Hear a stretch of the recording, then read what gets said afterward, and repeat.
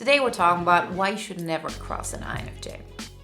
INFJs are not the kind of people others want to cross. And when I say they don't want to cross, it's not something like people go out into the world and say, oh, that's an INFJ, I better not cross them. No, it's actually the other way around.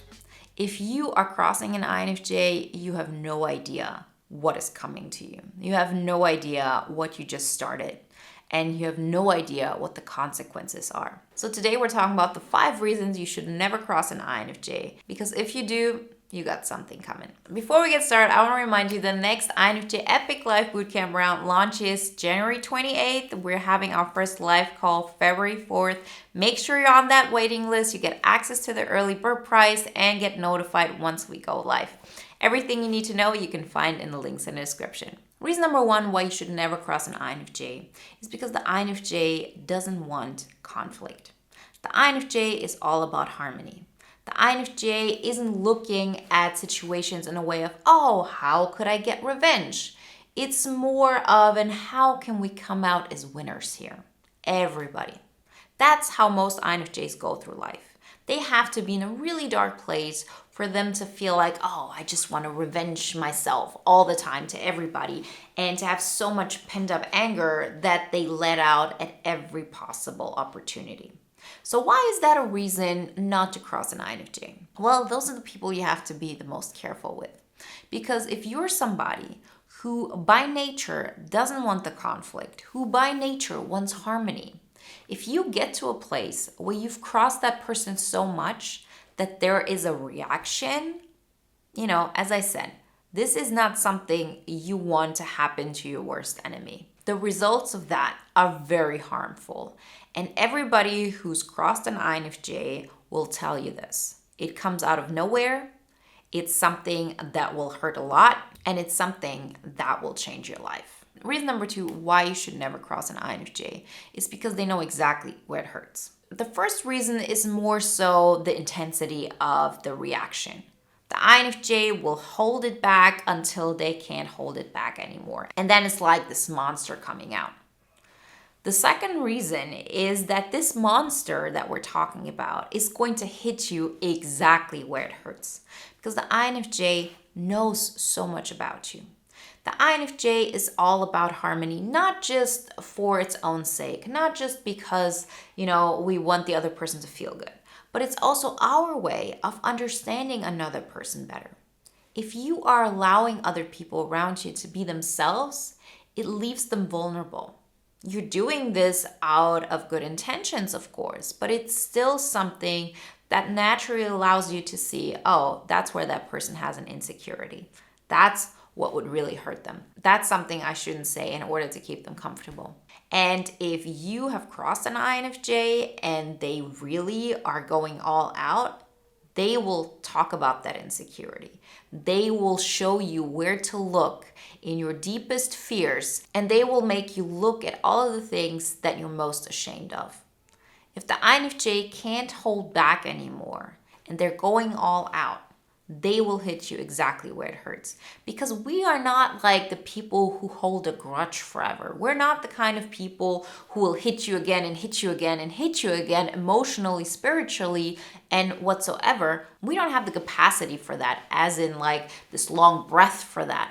But we don't need it. We just need to hit you right where it hurts, very delicately and very precisely. So if somebody else is hitting you from all sides and being mean and, they hold a grudge and are ignoring you and are just being vicious over and over and over again, and they could do this forever, that's not what an INFJ does. What an INFJ does is they know where your biggest insecurity lies. They say it once or twice, and with that, they make your entire facade, your entire ego crumble. Reason number 3 why you should never cross an INFJ, because you're losing one of your biggest potential supporters. The INFJ wants people to win. The INFJ is there to say, I want to win and I want you to win. I want us all to win. I want everybody to be themselves, to love themselves, to appreciate themselves, and through that, get to the next level of your self-evolution, of your personal growth. We look at people and we see the best sides of them. We look at them with the best intentions. We look at them from the best point of view. the best thing that you could imagine that person to be.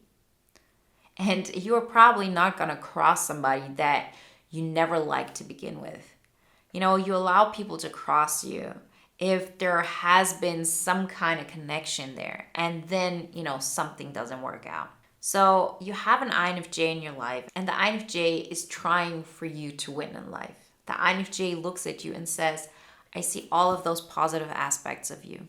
I see who you are. I see the beauty of your soul. And if the other person crosses the INFJ, they're losing that for good.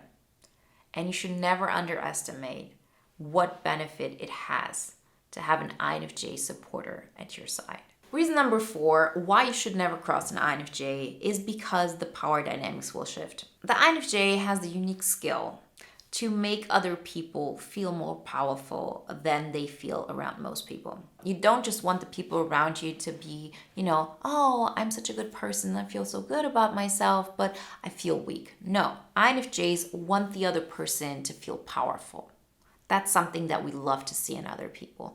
And our nature is to show up in a way where we allow other people to feel the best that they can. Very often we see that this isn't the healthiest way because it's sort of a lie. Because it's not that this person feels like, completely secure in themselves and that's why they feel powerful. It's just that we show up in a way that doesn't, hit on their insecurities, that hides all of those things that they don't want to see. And because of that, they have an inflated ego. But the moment you hit them where it hurts and this whole ego, crumbles, the entire power dynamic changes. And for the first time, they actually see how much more power you had in this situation. And that shift is incredibly uncomfortable for people because it really is like somebody pulled the rug right from underneath you. And the last reason why you should never cross an INFJ, because you will lose the appreciation the INFJ had for you. Never underestimate how good it feels to have an INFJ who appreciates you. A lot of people take it for granted.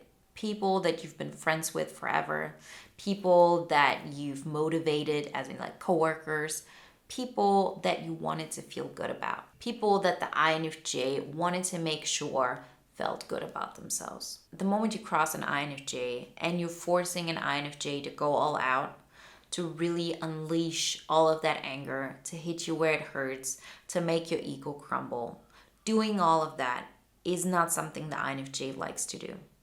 Yes, the power dynamics change. Yes, that person, will lose the fight, so to say. Is that something the INFJ wants? No. But through doing that, the INFJ starts looking at you differently.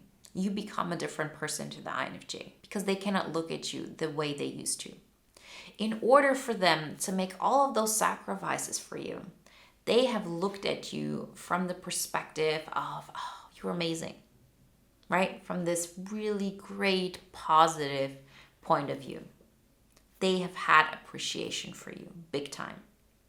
And the moment they change that view about you, they actually lose all appreciation for you. And having had this kind of appreciation from an INFJ and then losing it is incredibly painful. If people tell you this or not, they might have taken it for granted, but it's something that made them feel seen, something that made them feel warm. And it's a sad feeling once this is gone. So all the other stuff, the hit to the ego, the pain, the transformation, forcing to look at your own insecurities is one part of the equation. But the other one is this warm feeling that you had is going to be gone forever. So what is the lesson learned here? Don't cross an INFJ. If they're being kind to you, be kind back. They are good allies to have. Remember, if you're ready to join the INFJ Epic Life Bootcamp, the next live round launches January 28th. First live call will be February 4th. Everything you need to know you can find in the links in the description. And if you want to watch another video now that is in alignment with today's topic, then watch the video Why a True INFJ is So Intimidating.